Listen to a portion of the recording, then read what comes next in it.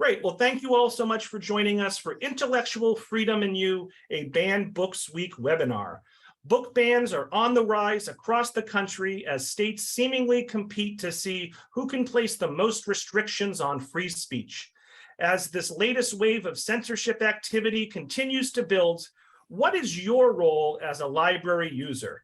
In this interactive webinar during Banned Books Week, you'll learn about why intellectual freedom is important and what you can do to support libraries, library workers, and free expression during these challenging times.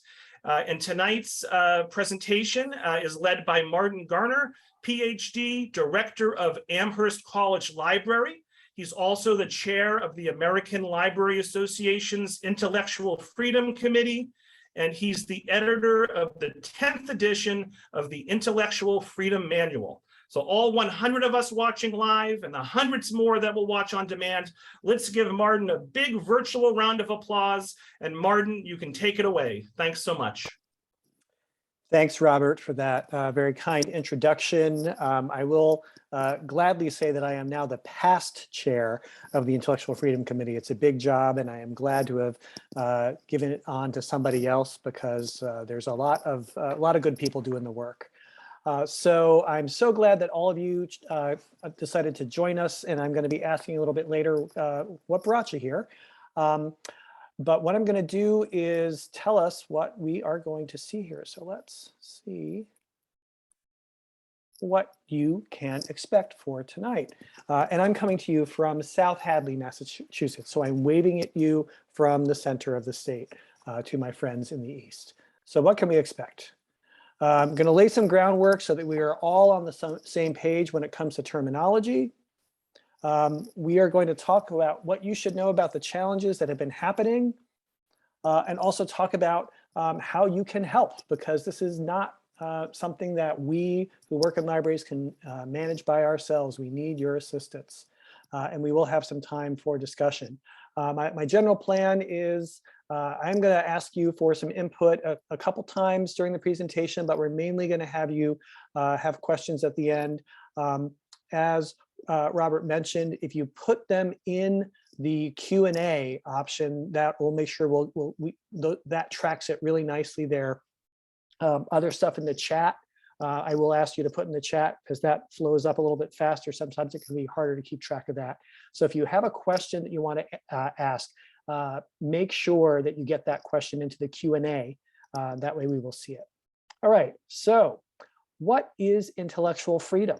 It's in the title of the webinar, and what I want to do is find out what you think intellectual freedom means. If you hear that phrase and someone said, intellectual freedom, what's that? How would you explain it? So using the chat, how would you try to explain what you think intellectual freedom means? This is the interactive part.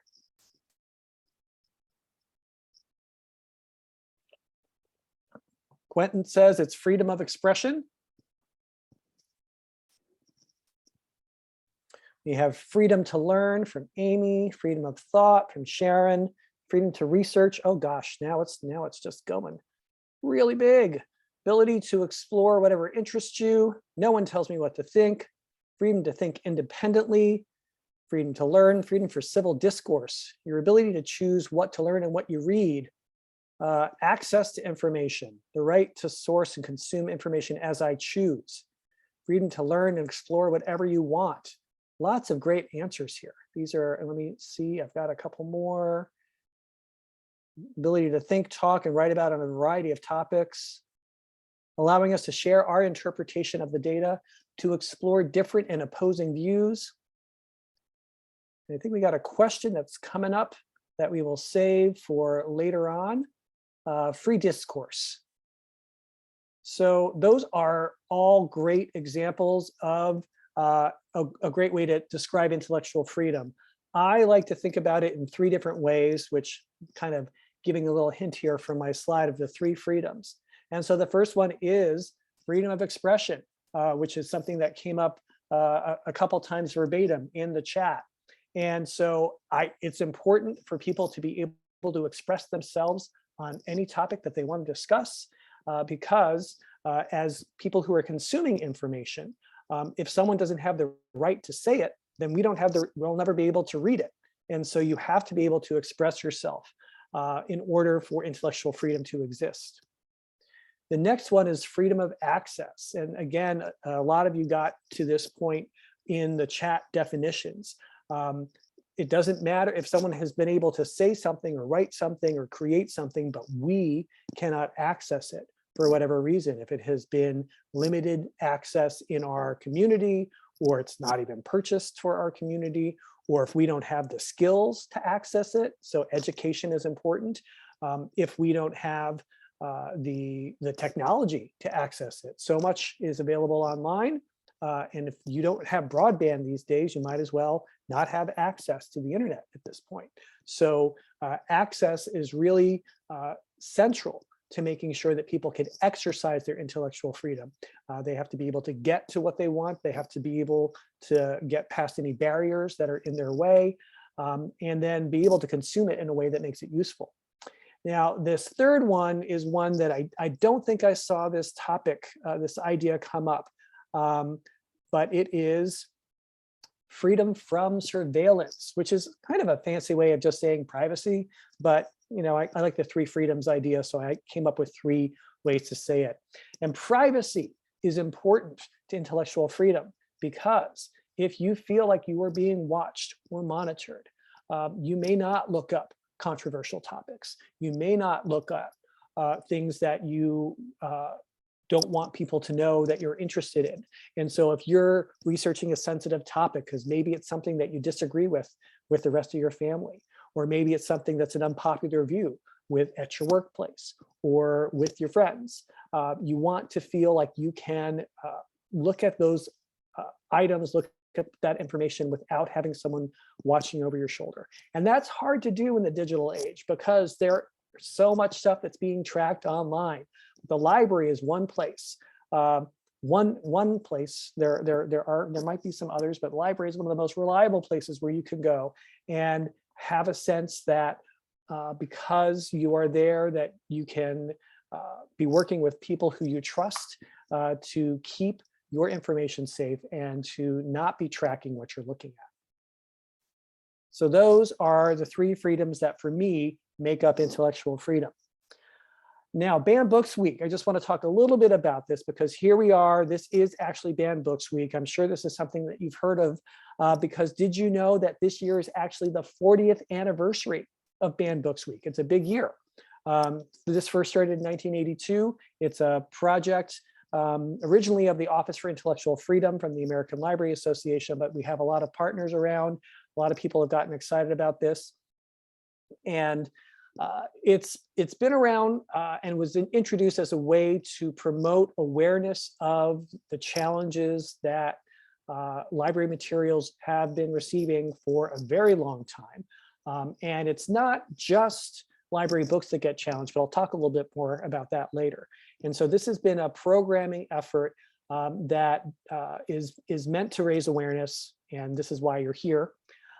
It is sometimes controversial because people hear the word banned books and they start to kind of decide, is that the right term? Should we, is it really banned? Because, one library might remove it from the shelves, but I can go get it somewhere else. So that's not a ban. It's not like the book has been confiscated by the government, destroyed, or prohibited from coming. But if you think about it, if you have someone who may not be able to go to the next town over where they could get access to a book, if they're a school student and their school library is the most reliable place where they could go to get a book, if it's not available there, then for all intents and purposes, the book is banned for them. And so while we've gotten some pushback over the years around the title, and I will tell you that when I was a librarian back in Colorado, where I lived for about 24 years and was working at a university there, we had a professor who came in and saw that we had a banned books display. And he was upset because he said, well, technically they're not banned. And so I don't like this title. And actually bullied a staff member into changing it so that it said controversial materials instead. And that actually was not well received by the library staff that he came in and did that. And at this point, after 40 years, Banned Books Week is something that a lot of people know about. And if we changed it to Challenge Materials Week or Challenge Materials Month or something, it just doesn't have quite the same ring to it. So that's a little bit about Banned Books Week. All right, let us continue on and talk about those challenges. And so what sort of things are getting challenged today? There are two main categories where now we have books get challenged for all sorts of reasons. And if you've ever seen the top 10 list of items that are getting challenged, there are some themes that come through over the years. A lot of things related to sex, things related to violence, language, inappropriate language, depending on what age you think should be reading the book. You also have challenges about religion, challenge about morality. So there are challenges about offensive language that's in the book, not just there's offensive terms and offensive language. So kind of two different categories if you have profanity versus language and words that you might not like. And so these have been some fairly standard topics, but in recent years, especially in the big uptick in challenges we've seen in the last couple of years, we are seeing challenges in two broad areas. And one includes anything related to LGBTQIA+ content. And so we are seeing materials that either if they are written by or about members of the queer community, that these books are getting challenged, especially if these are books that are intended for younger readers. And especially it seems that anything related to transgender content. And we have seen this in extreme cases, such as the state of Florida. You probably have heard about the law that is being called the Don't Say Gay law, which is prohibiting the discussion of topics related to sexual orientation and gender identity from certain grades in schools. Below a certain age, you just can't talk about it. And so that's an outright ban on the topic, and books related to that would be falling under that. We're also seeing content like that being attacked, not just in Florida, but around the country. There was a group that was doing a campaign called Hide the Pride, where they would go into libraries that had put up Pride Month displays, usually in June, and they would check out all the books and then say they're not going to return them, and just take the books and hide them in different spots in the library because they didn't think that should be on display. So it's not just some of the more politically conservative states where these things can happen. And we have had reports of this happening all around the country. And so this is one area that continues to be one of the top reasons that things get challenged.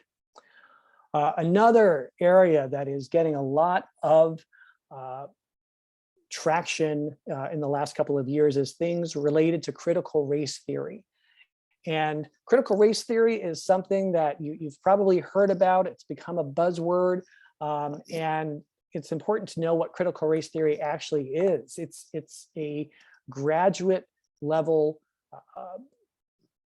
systematic way of thinking about the impacts of racism. It started out as something coming from legal studies and then has been broadened to be applied in other fields. Some of the tenets of critical race theory include thinking about acknowledging that racism is real, that intersectionality is something to consider where you have maybe multiple aspects of your identity that can impact your experience. So it's not just about race, but also about gender and about class, about orientation. And so all of those things can mix together, and intersectionality is part of that. That there are a number of aspects to it. It's not just talking about race. Critical race theory is something that people apply to situations and things they're trying to study at a pretty high level. And so I am very confident when I say that critical race theory is not being taught in the schools, but it has been at least at the K-12 level. Graduate school, sure. Undergraduate, in some places, yes. But K-12 schools, it's not what it's being talked about. But we have had concerns about anything related to race as being critical race theory. And so you may have heard in Texas, where an employee in the Department of Education put together a list of 850 titles. And they were anything related to race and sex, just kind of did a keyword search and all this information came up. And so, and then sent this list to the schools to say, what, who's got, I want to know who has this, which is a pretty scary thing when you've got someone asking to get rid of hundreds and hundreds of books.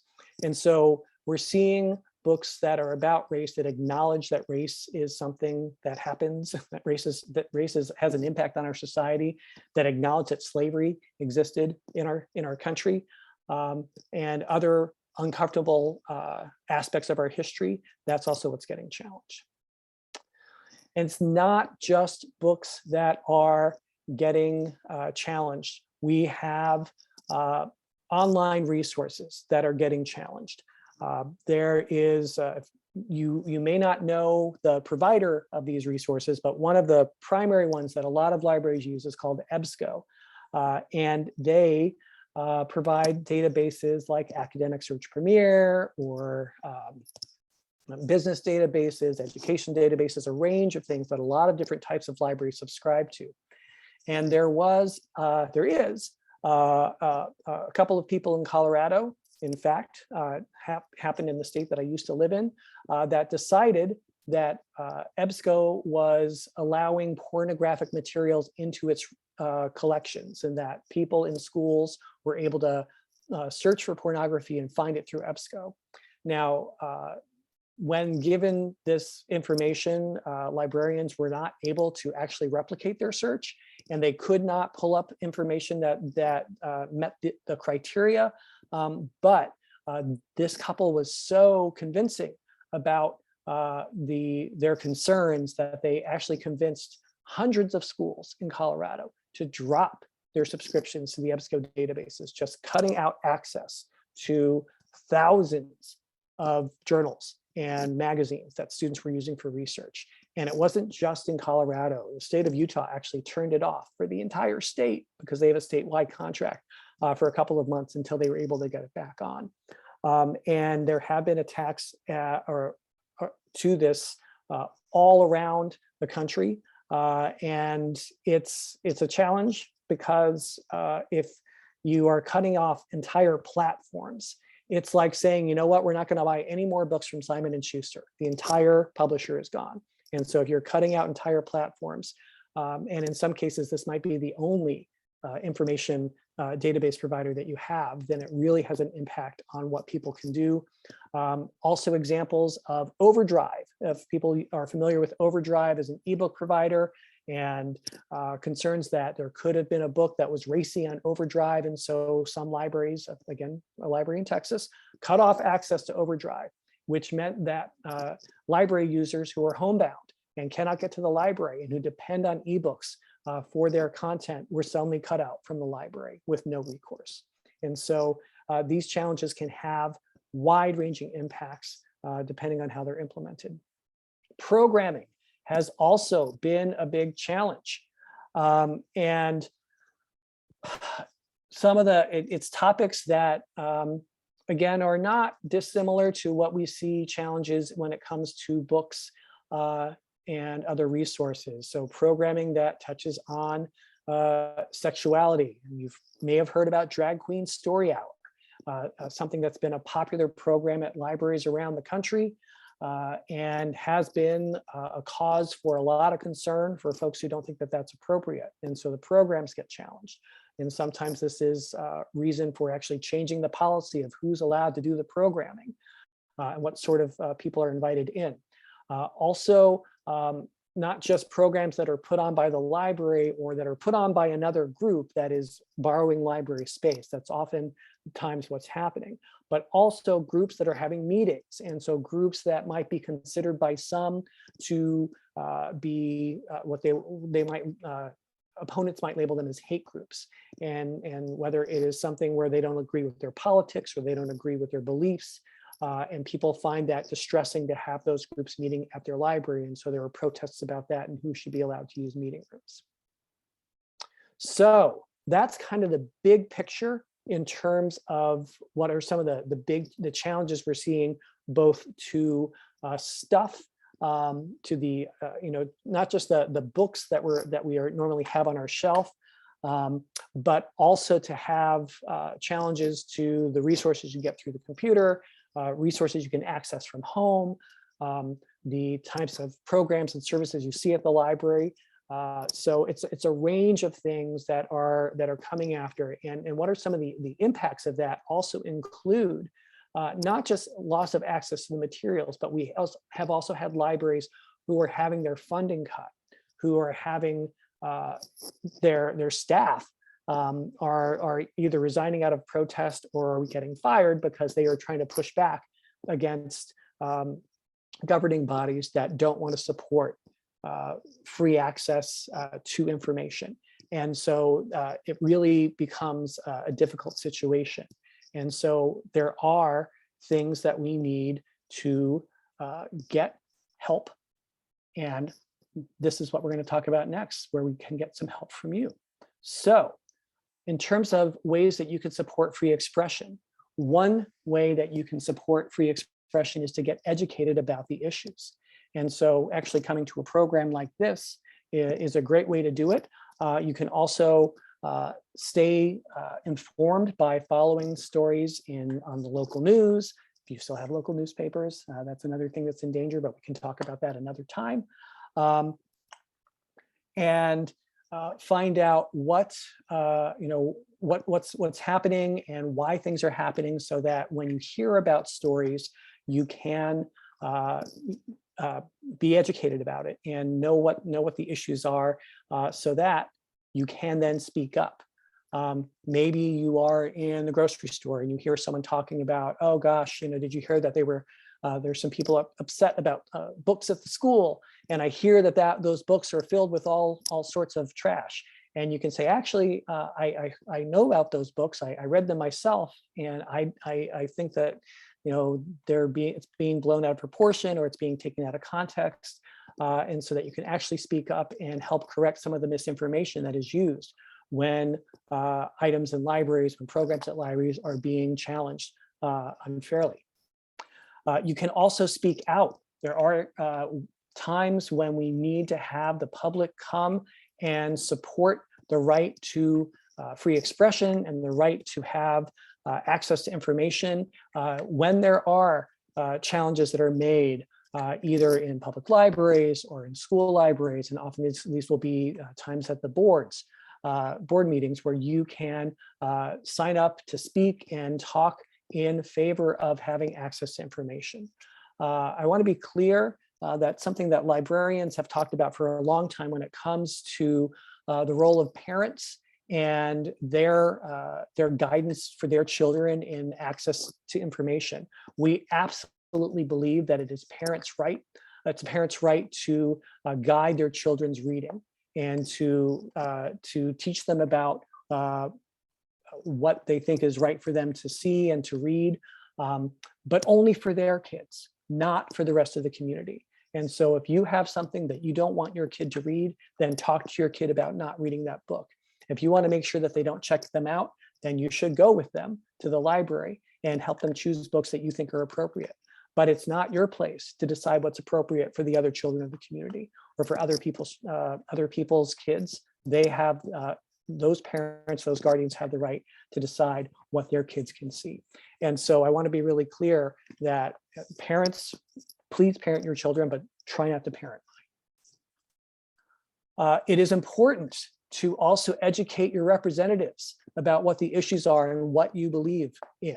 A lot of times when we hear about book challenges or other items that are being attacked, there are social media campaigns that whip up a lot of support that's based on misinformation or fears or concerns, and encourage people to contact their representatives to talk about their concerns.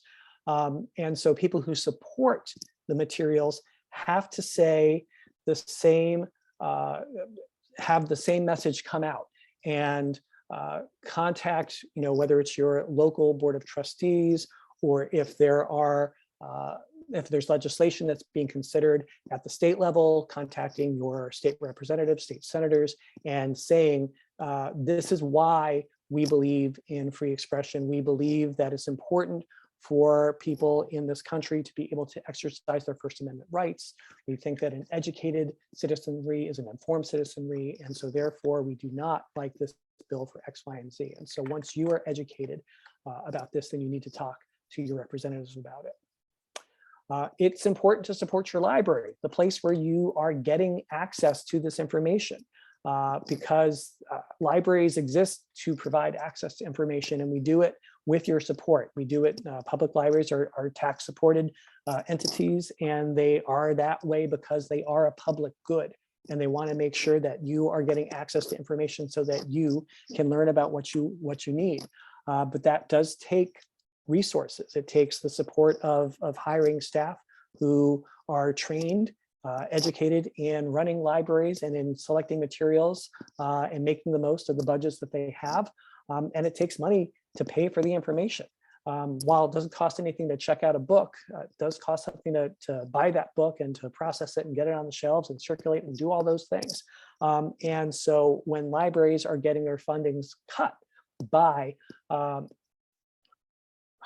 governing bodies who might disagree with a few items that are in the collection, it can really have a negative impact on what they are able to do for their communities. So supporting your libraries in terms of making sure that they've got the adequate funding is really important.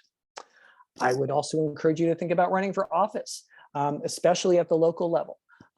If it's library boards, school boards, have a lot of authority when it comes to the governance of libraries in terms of supporting the professionals who run the place and providing the backup for the work that they do. And so if you really feel strongly about supporting free expression, if you have the time to do it, then I would encourage you to get involved in local government in this way.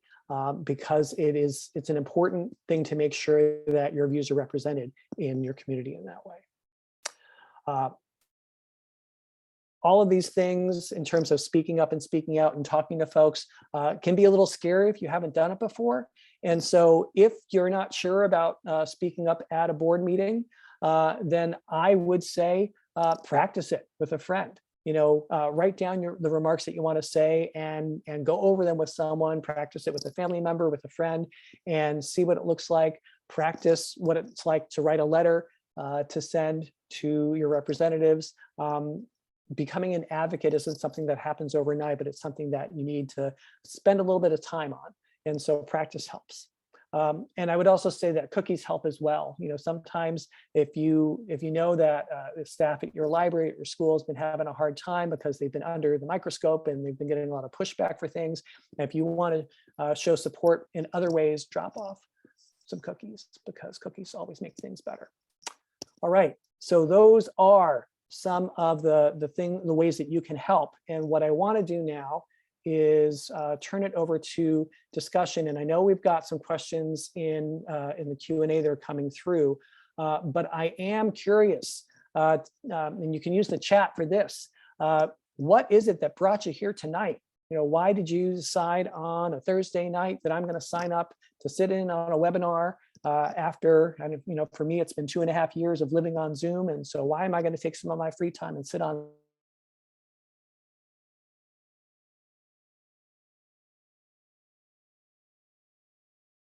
that was even in the chat before this came up? And so we've got my teacher, we've got Mr. Phelps, and some laughter. Wants to learn more about opposing book bans, very concerned about free expression in this country, worried about the number of book bans. Mr. Phelps is definitely getting some props here.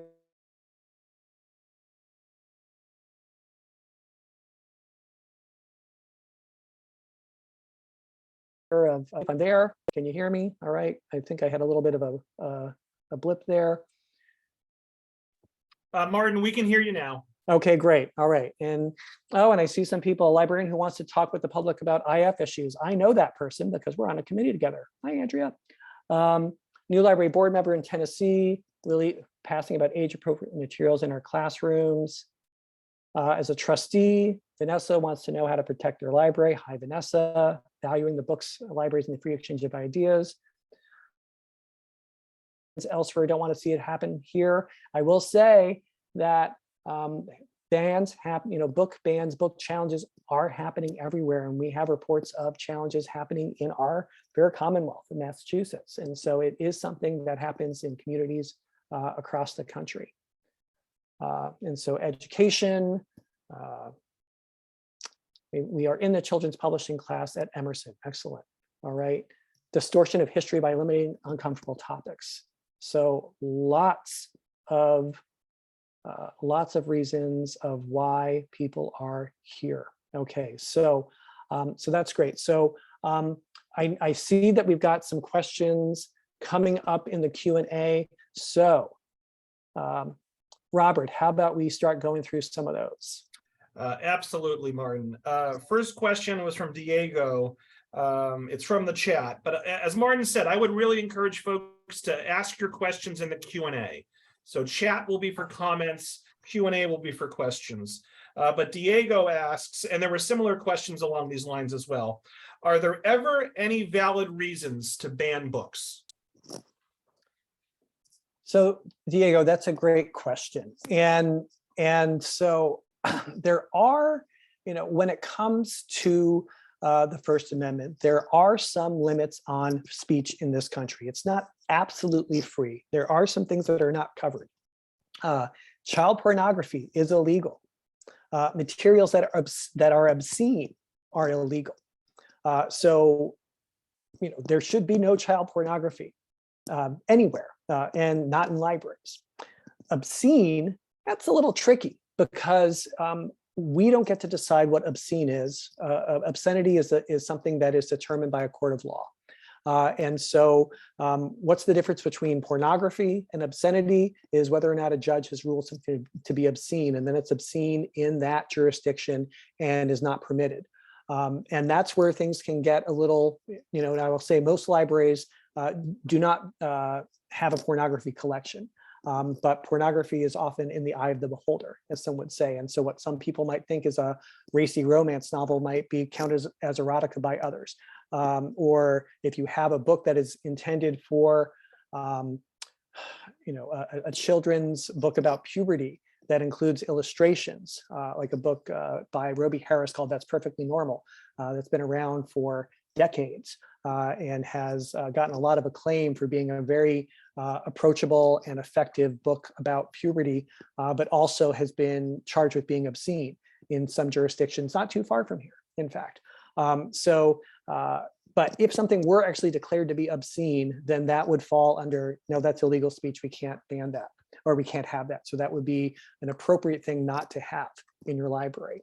I would say that when it comes to, are there things that that should be banned from libraries? I think about the larger library ecosystem. There are reasons why librarians arrange our materials. Say in the public library, we have different areas. We have a children's section, we have a YA section, we have an adult section. And so we do put books in those areas that we, in our professional judgment, believe are geared towards those people. And so we will have children's book in the children's area, and we will have young adult books in the young adult area, and we will have books that are intended for adults in the adult area.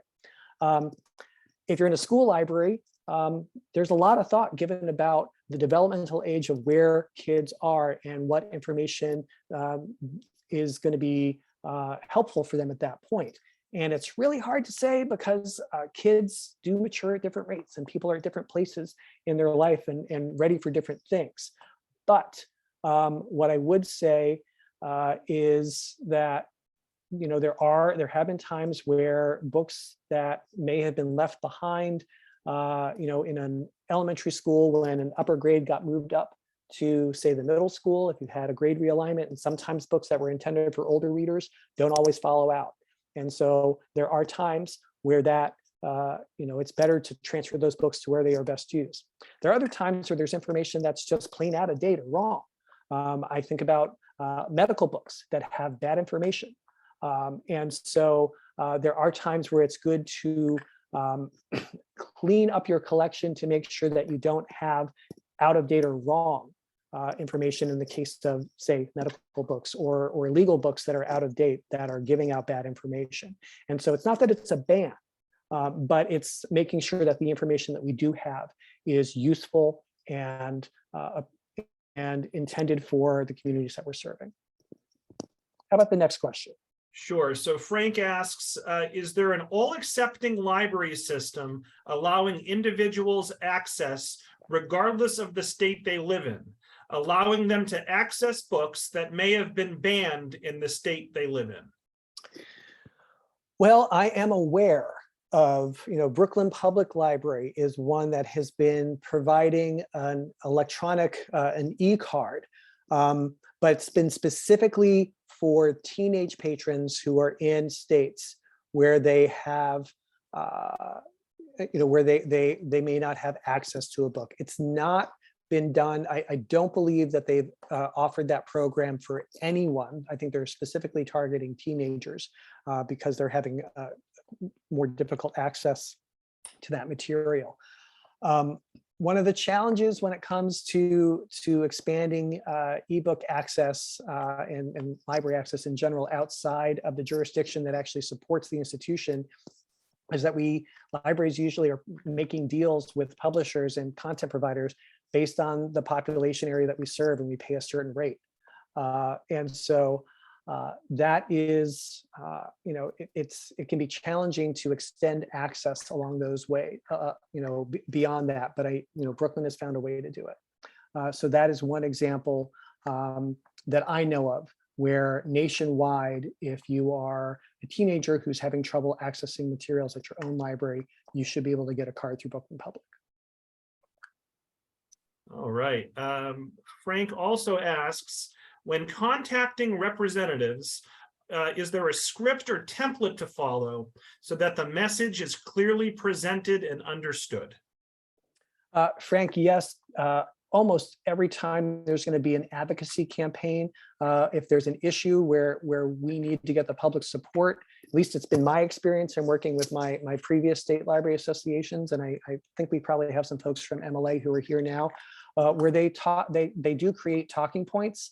And that's something that is generally available. There are also some national library advocacy groups that create talking points on different topics that you can use with legislators. So if you're interested in that, I would reach out to your local library, and then we can do some research to find those sources for you. Comment from Elizabeth.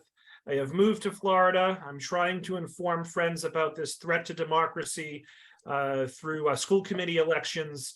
We need to protect information freedom. Let's see. Shilpa asks, hi, can you talk a little bit about books or materials that have misinformation? Should these types of books be a part of library collections? That's a really great question, because misinformation is something that it depends who you ask whether or not it counts as misinformation. Historically, libraries have,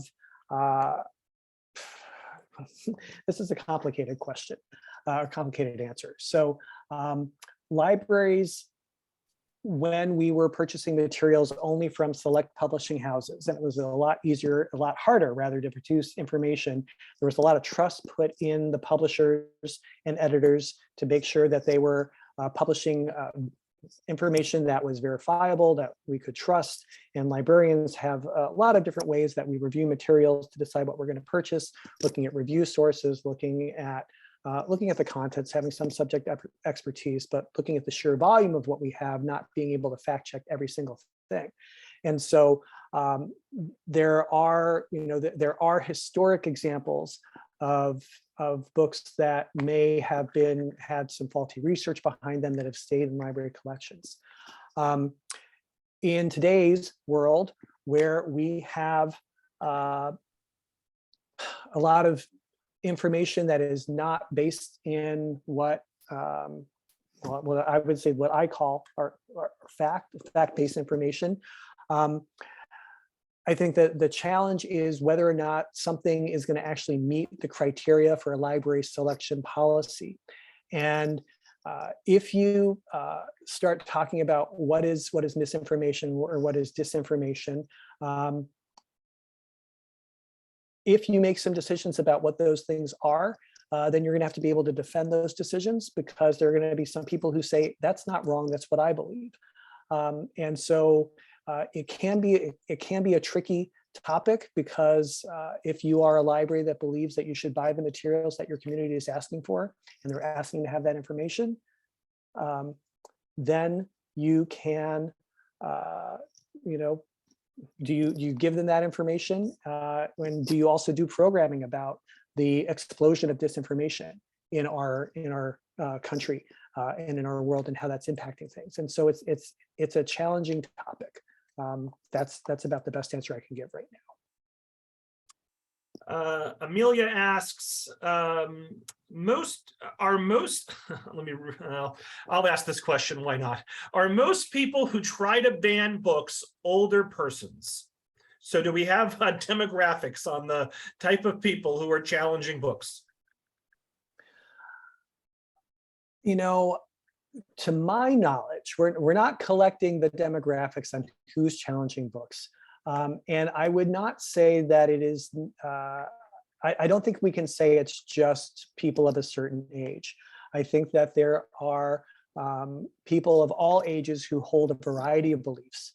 And whether it is things on the progressive side or on the conservative side, that there are challenges coming from across the political spectrum and coming from across a variety of ages. So there's not a single demographic group that we can just say that these are the main challengers, but mainly because we don't collect that sort of information. We're focused more on what's being targeted, not who's doing the targeting. Marlon asks, who created Banned Books Week? So Banned Books Week was the brainchild of Judith Krug, and she was the director of the Office for Intellectual Freedom from its founding in 1967 until her death in the mid-2000s. I think it was 2007 when she passed away. And so she had the idea of doing Banned Books Week as a way to have libraries promote awareness about the dangers of book bans and book challenges. And it's been a project of the Office for Intellectual Freedom ever since. Quentin asks, how does a library develop a policy around restricted but not banned materials? And who decides the limits of said restrictions? Oh, well, that's a great question. It is, well, it depends on who is the policy-making authority for your library. First of all, we'll just talk about policies in general. If that is something that is entrusted to the staff that gets affirmed or ratified by the board, or if all policies have to be approved by the board, that's going to depend on the jurisdiction that you're in. If you have restricted access to materials, and I in general don't believe in placing restrictions on materials, because we don't want to, we think that any barrier is not something that serves our communities well. It's not that it hasn't been done in the past. There was a practice where if you had careful, materials that you wanted to have restricted, you would keep it behind the circulation desk, and you'd have to ask the librarian, and they decide whether or not you're allowed to access it. There was a whole book about it called For Sex, See Librarian, because that's what it would say in the catalog card back in the day. I would say that when it comes to restricted access, we normally try to just focus it on things that are like valuable materials, whether or not it is in our if it's in our special collections, if it's something that's rare, and then you decide who has access to that. If you have something that's been donated, archival material, and the donors say that we don't want anyone to access this for 20 years, then that's kind of the access that we're talking about. If you have materials, there have been libraries that have been pressured into creating, what they used to call parenting collections. And they might put materials that are intended for young people, but are on topics that might be controversial, and they shelve them in the parents' collection or in the adult collection. And so they ask, and so that way kids can't find them easily, and instead parents have to try to find them. If you're going to try to restrict access, it gets hard because how do you enforce that? And in terms of, if it's going to be in terms of parents and kids, we really don't want to put library workers in the role of parents and just telling a kid what they can and can't check out. It really comes down to, if you think that there's materials that you don't want people to access, and people have their own thoughts about that, then they should have those discussions with their families, and that the library should not be making the decisions as to what to restrict. Let's see. Andrea in the Q&A recommends a resource called Unite Against Book Bans. It has great talking points, data, and infographics to better understand the topic. uniteagainstbookbans.org. And Andrea is the co-chair of the Mass Library Association Intellectual Freedom Committee. So I will certainly take her word for that. And, Yes. I will try to put that in the chat, Andrea, when I have a second. Did you have any response to that resource, Martin? Are you familiar with it? I am. It's a new campaign that was actually just launched this year in response to the unprecedented increase in book bans, and it is a project of the American Library Association with some other partners. And so, Andrea, thank you for bringing that up. I really appreciate that. Karen asks, along with this effort to ban books, I'm not really seeing the subjects of movies, online content, etc. in the discussion. Are parents who propose bans also policing their teens' access to other media? Broad bans are an infringement on the rights of others. So it's not just books that are getting targeted. Other resources do get targeted, including media, including films. I would say that it's, we have the same sort of reports that films are getting challenged because of content. And there are also suggestions sometimes where you say, well, you have to make sure that if we're enforcing, if you're checking out a movie, that you have to enforce the rating system, and that you shouldn't let anyone who is under 17 check out an R-rated movie. Legally, the MPA rating system is it's a system from a private organization, and publicly funded institutions cannot adopt a private rating system to regulate access to materials. And so rating systems are meant to be tools that people could use to decide whether or not they want to view something. It's not something that should be used. There's been court cases about this to restrict access. That kind of ties back into the previous question. I know that some libraries just avoid this by not buying anything that's R-rated and avoid the question altogether. But to get back to your original question, yes, media is being films are also banned in the same way, or challenged in the same way. And my example earlier of the EBSCO databases would be an example of entire article databases that are getting attacked for the accusation of having inappropriate materials. Teresa asks, are most banned books for teens and children? And she also asks, is there a list of banned books somewhere online?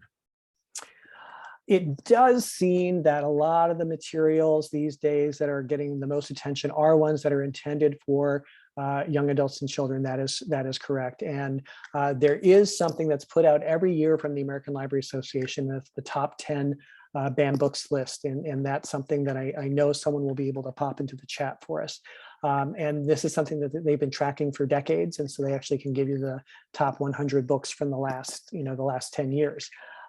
It's not just books for teens and young adults, but a lot of times because the concerns are about whether or not a student might be, if a parent doesn't want their kid reading it yet, it might be something they come across in school, whether it's older books like Of Mice and Men, or newer books that are meant to interest young adults and write about life as they're experiencing it.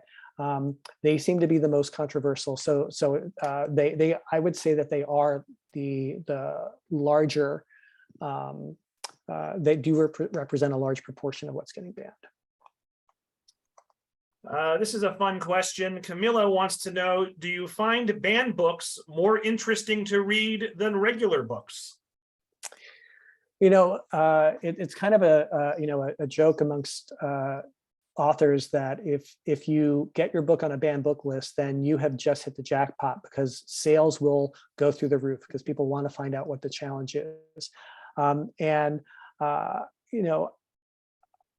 Personally, I find, if I'm reading something that has caused other people to be upset, it's probably because there's interesting material in it for me.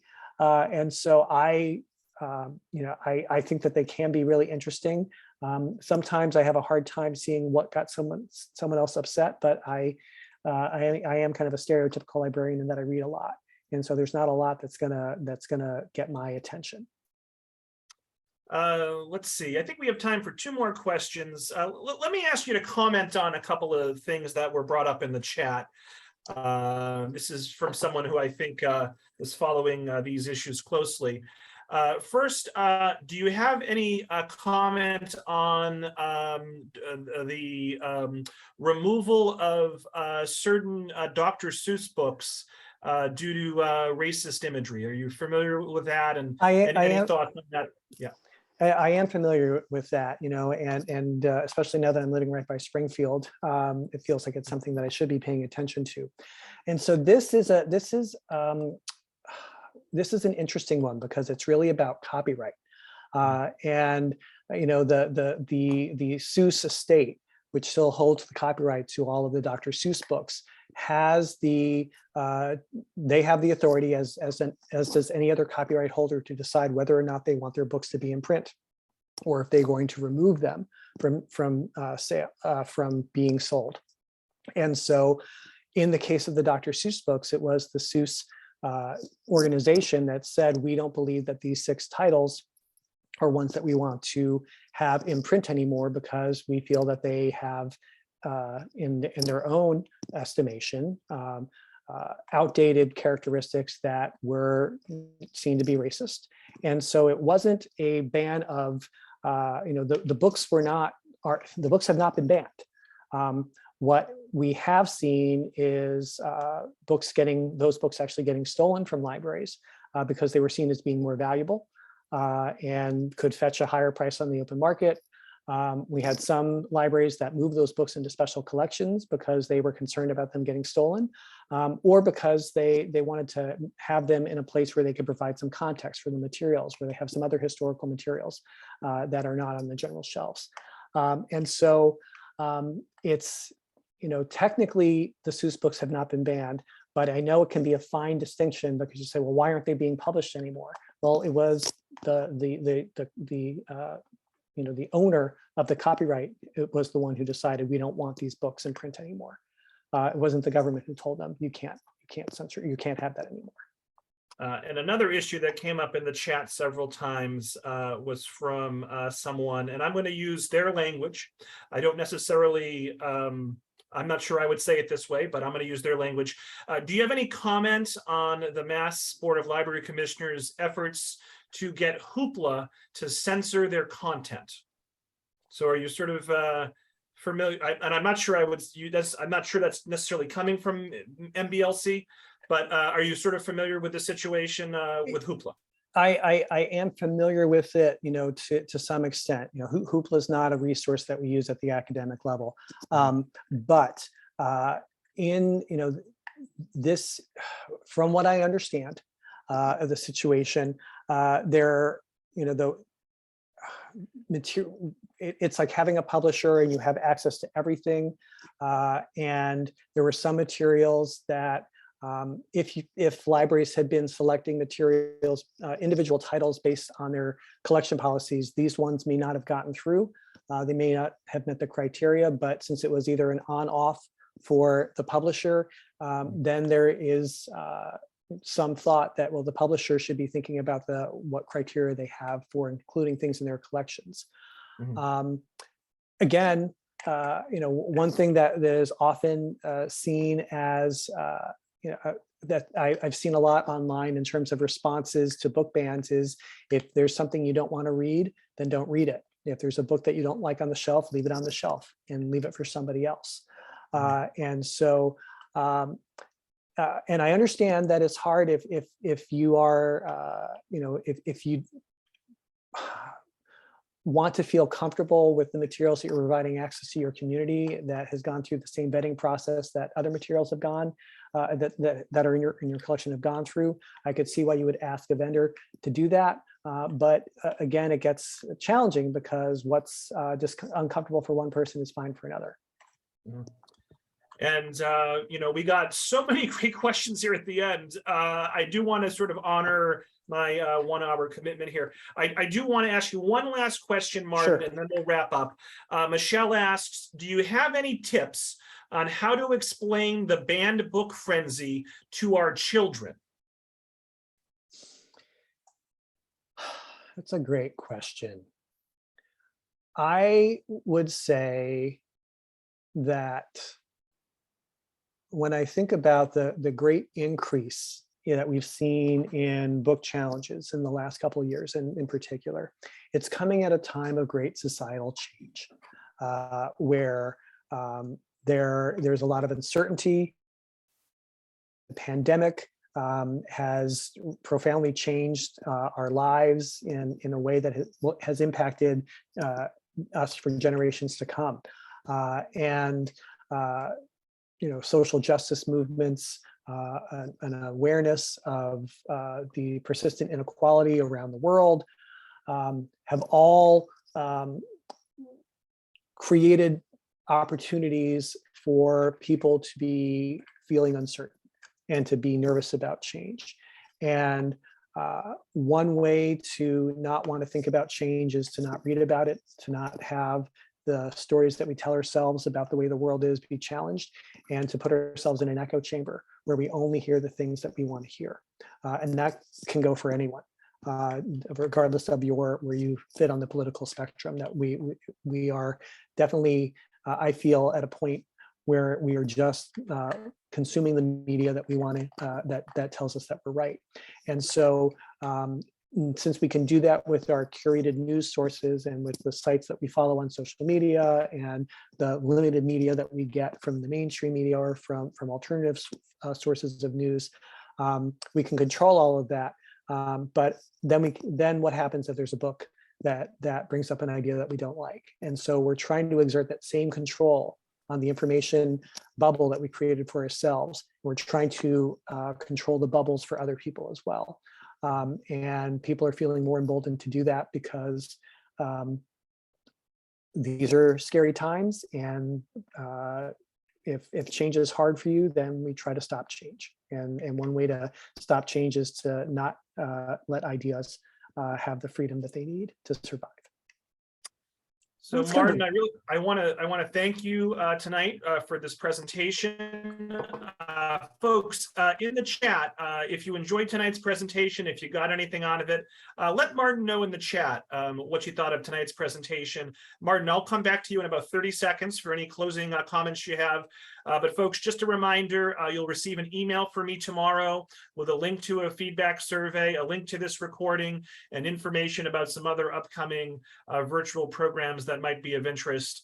Also, I'll include Andrea's resources that she mentioned in the chat. And I also want to thank the 30 or so libraries that partnered with Tewksbury tonight. I thought this program was a great success, and so happy that more than 100 of you watched live. So Martin, do you have any last words for the audience? I want to thank you for taking the time to spend this hour with us and to talk about this. And I know that just like in anywhere else in the world,